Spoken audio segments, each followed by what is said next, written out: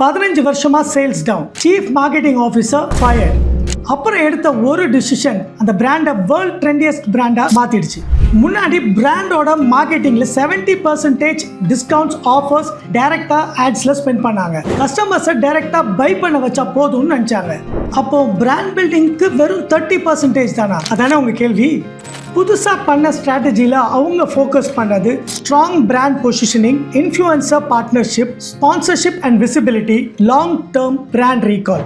இது ஃபர்ஸ்ட் சில மாசங்களுக்கு பெருசா ரிசல்ட் கொடுக்கல, பட் 19th மந்த்ல சேல்ஸ் எக்ஸ்ப்ளோட் ஆயிடுச்சு. ஏன் branding works on a delay? People don't buy when they first see you. People buy when they finally remember you.